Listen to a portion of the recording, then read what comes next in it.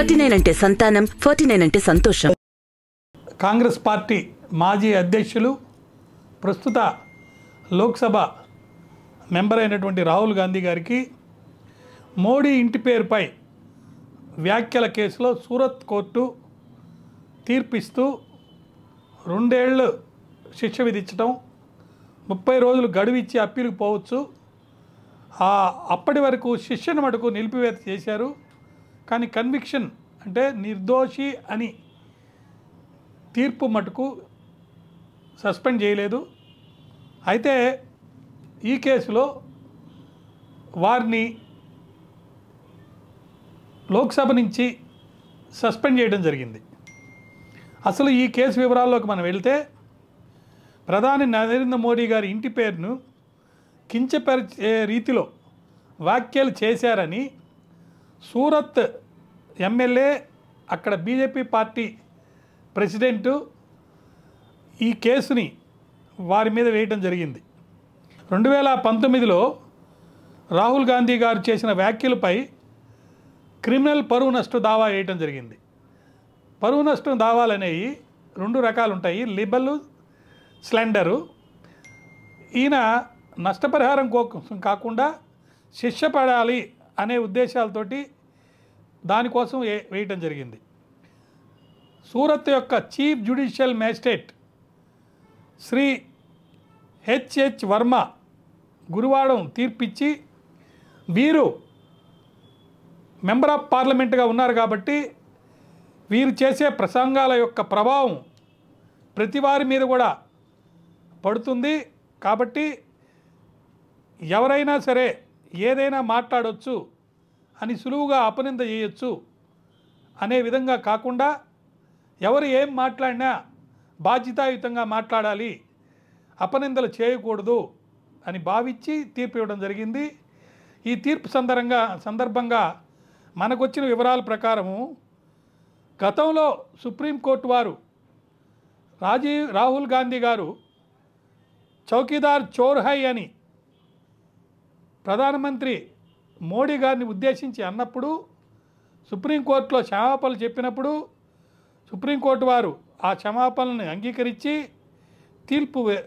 తీర్పు ఇస్తూ ఇకపై అప్రమత్తంగా ఉండాలని సూచించారు. అలా చేసిన సందర్భం తర్వాత కూడా ఈయనలో ఎటువంటి పరివర్తన రాలేదు. మరలా ఈయన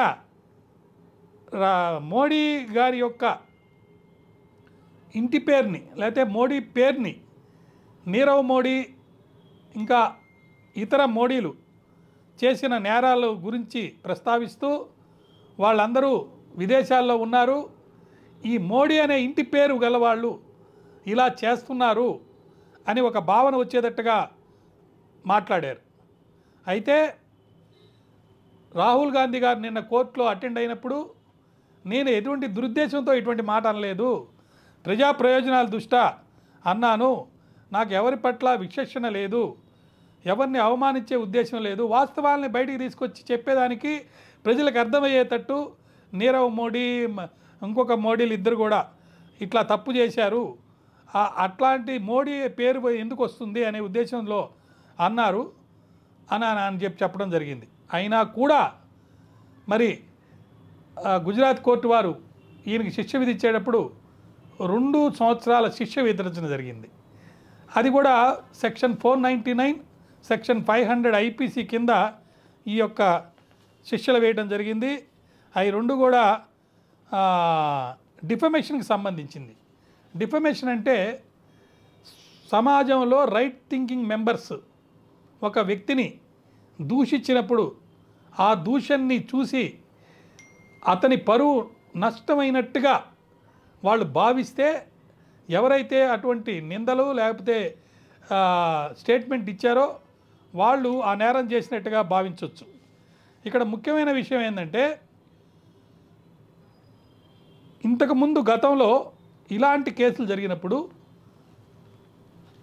ఎవరినైనా మెంబర్ ఆఫ్ పార్లమెంట్ సస్పెండ్ చేసినప్పుడు కొన్ని సందర్భాల్లో కన్విక్షను, సెంటెన్సు ఈ రెండిట్లో సస్పెండ్ చేసేటప్పుడు సెంటెన్స్ సస్పెండ్ చేస్తే మరి కన్విక్షన్ సస్పెండ్ చేయనప్పుడు వాళ్ళ యొక్క మెంబర్ ఆఫ్ పార్లమెంట్ నుంచి డిస్క్వాలిఫై చేయడం అనేది జరుగుతూ ఉంది.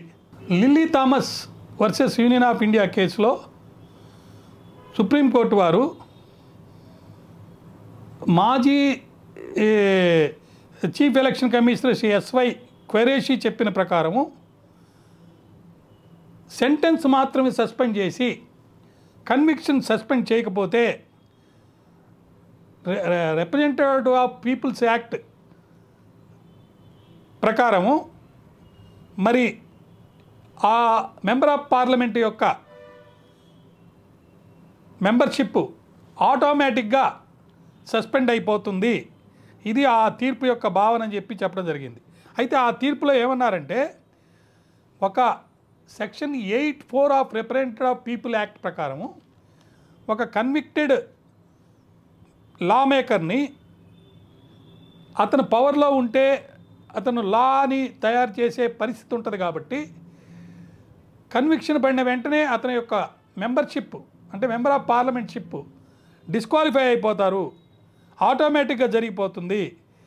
తర్వాత అప్పీల్కి వెళ్ళి అప్పీల్లో దానికి కావాల్సినటువంటి పరిష్కారం తెచ్చుకోవాలి అని చెప్పి ఆ కేసులో జరిగింది. అదేవిధంగా గతంలో 2-3 కేసులు దీనికి సంబంధించి జరిగినాయి అన్నమాట.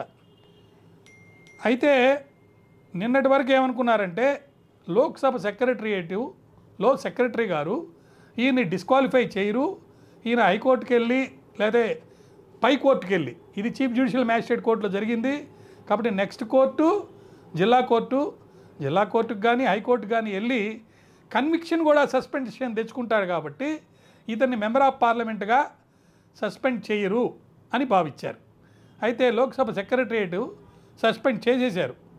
అయితే ఒక ప్రముఖమైనటువంటి కాన్స్టిట్యూషన్ లా ఎక్స్పర్ట్ పీడీటీ ఆచార్య గారు ఏం చెప్పారంటే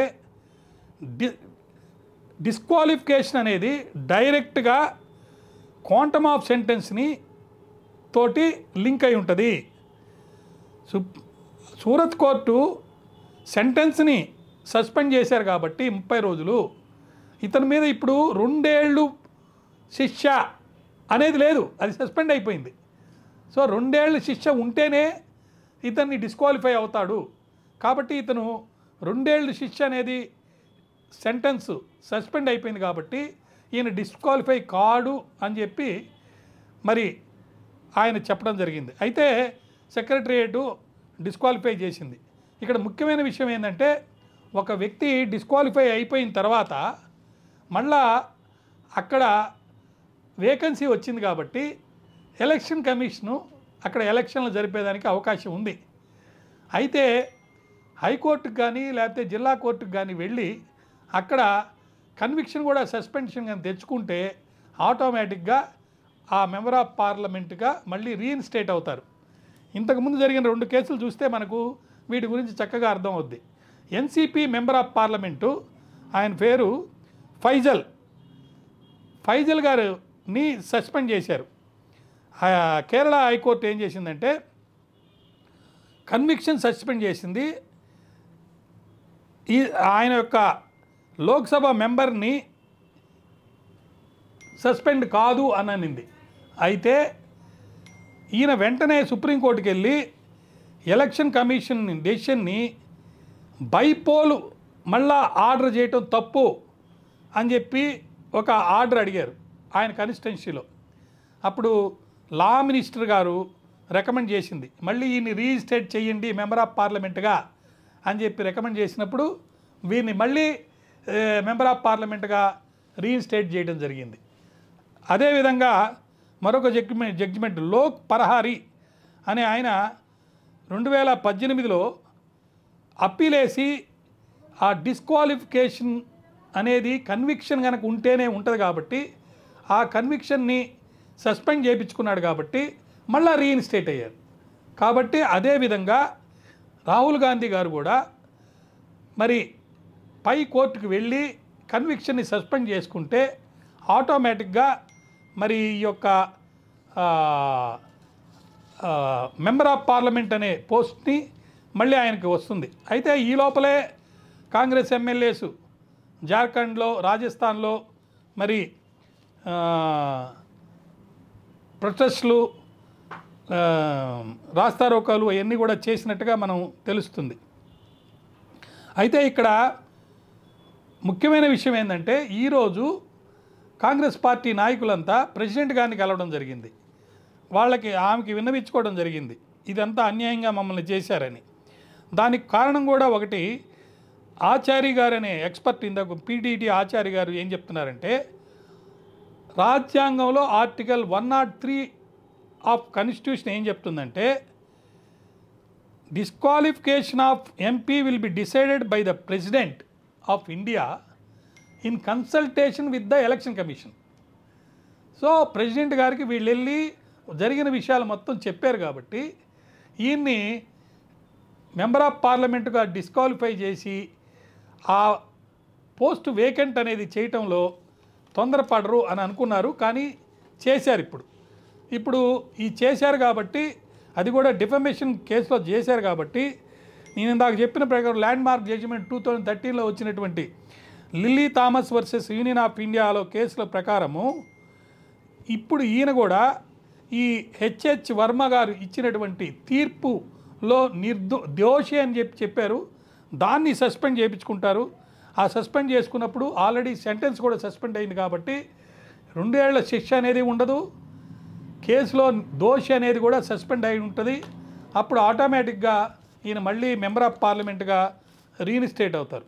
అయితే బీజేపీ పార్టీ వాళ్ళు ఏమంటున్నారంటే, రూల్ ఆఫ్ లా అనేది ప్రివైల్ అవ్వాలి, చట్ట ప్రకారం ఏదైనా జరగాలి, ఈ చట్టం ధర్మం ప్రకారం జరిగే ఈ కోర్టులో జరిగినటువంటి తీర్పుని ఎవరు కూడా అభ్యంతరకరం చేయటానికి లేదు. అయితే కాంగ్రెస్ పార్టీ నాయకుడు, పార్లమెంటరీ పార్టీ అధ్యక్షుడైనటువంటి ఖర్గే గారు ఏమన్నారంటే, కింద కోర్టులో జడ్జిలు చాలామందిని మారుస్తూ వచ్చారు కాబట్టి ఈ తీర్పు మేము ఎక్స్పెక్ట్ చేశాము అని ఒక మాట ఆయన అన్నారని, దేశంలో చట్టం, ధర్మం, న్యాయం ప్రకారం జరగడం లేదని చెప్పి ఒక భావనగా ఒక వాదన చేస్తున్నారు. అయితే కాంగ్రెస్ పార్టీ వారు మేము లీగల్గా మళ్ళీ పొలిటికల్గా దీన్ని మేము ఫైట్ చేస్తామని కూడా వాళ్ళు వాదిస్తున్నారు. మరి ఇటువంటి పరిస్థితుల్లో రాబోయే రోజుల్లో మరి చట్ట పరిధిలో అందరూ మాట్లాడతారని ఆశిద్దాం. రాహుల్ గాంధీ లాంటి ప్రముఖ నాయకుడిని మెంబర్ ఆఫ్ పార్లమెంట్నే కేసు వేసి 4 ఏళ్లలోనే తీర్పు శిక్ష పడేటట్టు వచ్చిందంటే డిఫమేషన్ కింద. ఇప్పుడు రాజకీయాల్లో ఎవరు ఎక్కువ తిడితే, ఎవరు ఎక్కువ ఫిజికల్గా అటాకులు చేస్తే వాళ్ళకి అధికారం వస్తుంది, వాళ్ళు బాగా పేరు ప్రఖ్యాతులు పొందుతారనే ఒక వాదన ఏదైతే ఉందో అది తప్పని ఈ యొక్క తీర్పు కూడా మనకు తెలుస్తుంది. కాబట్టి భవిష్యత్తులో ప్రతి ఒక్కరు కూడా వారి యొక్క వాక్ స్వాతంత్రాన్ని వాడుకునేటప్పుడు చట్ట పరిధిలో, చట్టానికి అనుగుణంగా, ప్రేమగా, రాజకీయంగా వాళ్ళ విధానాలు చెప్పుకుంటారు కానీ ఒకరినొకరు తిట్టుకోకుండా ఉంటారని ఆశిద్దాం. ఇందాక చెప్పుకున్నాం, హైకోర్టుకి వెళ్ళి ఈ కన్విక్షన్ని ఆల్రెడీ సెంటెన్స్ సస్పెండ్ చేశారు. సెంటెన్స్ అంటే 2 ఏళ్ల శిక్ష. ఆ 2 ఏళ్ల శిక్ష అనేది ఆల్రెడీ కింద కోర్టు సస్పెండ్ అయింది. తర్వాత కన్విక్షన్ సస్పెండ్ చేస్తే అది ఆటోమేటిక్గా జనరల్గా ఎవరికైనా కానీ పై కోర్టు వారు కన్విక్షన్ అనేది సస్పెండ్ చేస్తారు. అయితే చాలా ముఖ్యమైన విషయం ఏంటంటే, ఈ కన్విక్షన్ని సస్పెండ్ చేసేటప్పుడు కొన్ని కండిషన్స్ పెట్టచ్చు. ఇప్పుడు ఉదాహరణకి సుప్రీంకోర్టు వారు గతంలో ఈయన అన్న మాటల మీద సుప్రీంకోర్టు వారు ఒక తీర్పు ఇచ్చేటప్పుడు గతంలో చౌకీదార్ చోర్ హై అనే ఒక స్టేట్మెంట్కి సంబంధించి ఈయన క్షమాపణ చెప్పినప్పుడు మీరు భవిష్యత్తులో అప్రమత్తంగా ఉండి ఇలాంటి స్టేట్మెంట్లు చేయకూడదు అని ఒక కండిషన్ పెట్టారు. అదేవిధంగా కన్విక్షన్ని సస్పెండ్ చేసేటప్పుడు ఖచ్చితంగా కొన్ని కండిషన్స్ పెడతారని నేను భావిస్తున్నాను.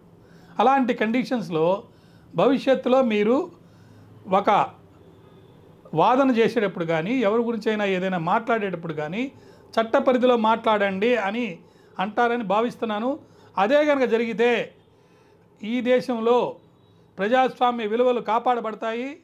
ప్రతి ఒక్క రాజకీయ నాయకుడు కానీ వాళ్ళ అనుచరులు కానీ మాట్లాడేటప్పుడు రాజ్యాంగబద్ధంగా చట్టబద్ధంగా ఇతరులని లేకపోతే వాళ్ళ బంధువుల్ని కానీ తిట్టడం కానీ అరవటం కానీ లేకపోతే అసభ్యకరమైనటువంటి మాటలు మాట్లాడటం కానీ లేకుండా ఉంటారని చేస్తారని భావిస్తున్నాను. మనము ఎన్నుకోబడేది ఎమ్మెల్యేలు కానీ ఎంపీలు కానీ ఎమ్మెల్సీలు కానీ ప్రజాప్రాతినిధ్య చట్టం కిందనే ఎన్నుకోబడతారు. ఆ ప్రజాప్రాతినిధ్య చట్టంలో ఎవరికైనా కానీ శిక్ష పడితే అతను అప్పుడు పవర్లో కనుక ఉంటే, అంటే పవర్ అంటే ఎమ్మెల్యే కానీ ఎంపీ కానీ లేదా ఎమ్మెల్సీగా కానీ లేక ఇంక ఏ ఇతర రాజ్యాంగంలోని అనుబంధంగా ఎన్నికలు జరిగి పవర్లో ఉంటారో వాళ్ళ యొక్క పదవిని 2 ఏళ్ల కంటే ఎక్కువ శిక్ష కనుక పడినప్పుడు అతను లా మేకర్గా ఉండకూడదు. ఎవరైతే నేరస్తుడు వాడే లా మేకర్ అయితే ప్రజాస్వామ్య విలువలు అనేవి భంగం అవుతుంది, ప్రజాస్వామ్యం కొనసాగదని చెప్పి ఈ యొక్క చట్టంలో మార్పులు తీసుకొచ్చి పెట్టారు. ఆ మార్పుల ప్రకారం సెక్షన్ 8 ప్రకారం ఇది రాజ్యాంగబద్ధంగా చట్టబద్ధంగా కోర్టు ద్వారా జరిగినటువంటి తీర్పు ద్వారా వచ్చినటువంటి ఒక చర్యగా మనం భావించవచ్చు. రాజకీయాల్లో విమర్శలు చట్టపరిధిలో ఉండాలి.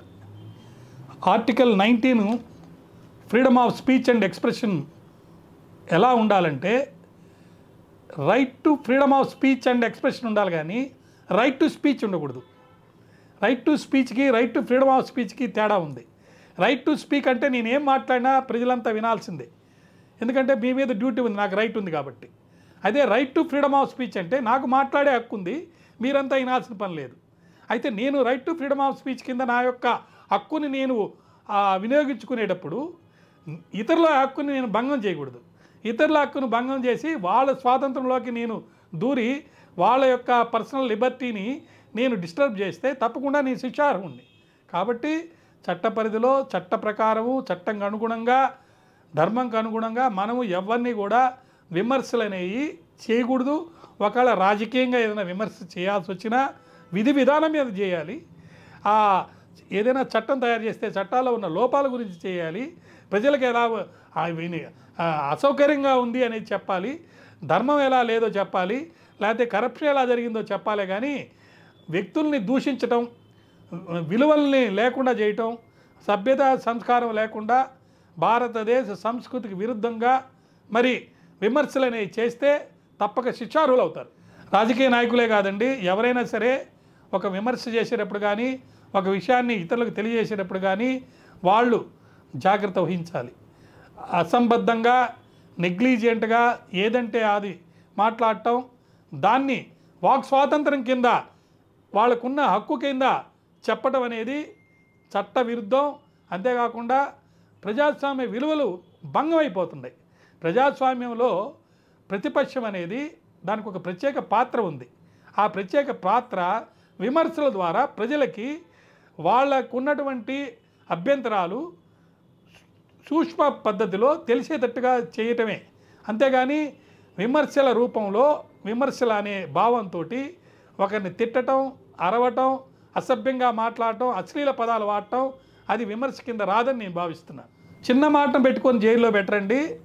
సమయం సందర్భము సొసైటీలో అంటే సమాజంలో right thinking members of society ఏదైనా ఒక మాట ఎవరి గురించి అయినా అన్నప్పుడు ఆ మాట యొక్క అర్థం ఆ వ్యక్తి యొక్క మరి రెప్యుటేషను గనక వైలేట్ అయ్యేటట్టుంటే అది ఈ సెక్షన్స్ కింద 499, 500 ఐపీసీ కింద వస్తే తప్పకుండా వాళ్ళు శిక్షార్హులే. ఒకరిని మీరు డిఫైమ్ చేసేదానికి మీకు హక్కు లేదు. మీరు ఎంతవరకు విమర్శలు చేయొచ్చు, సద్విమర్శ ఉండాలి. దురుద్దేశంతో ఇతరుల యొక్క హక్కులు భంగం కలిగేటట్టు వాళ్ళ రెస్పెక్ట్ దెబ్బతినేటట్టు మీరు విమర్శలు చేసేదానికి లేదు. అలాంటి విమర్శలు చేస్తే తప్పకుండా శిక్షార్హులని నేను భావిస్తున్నాను.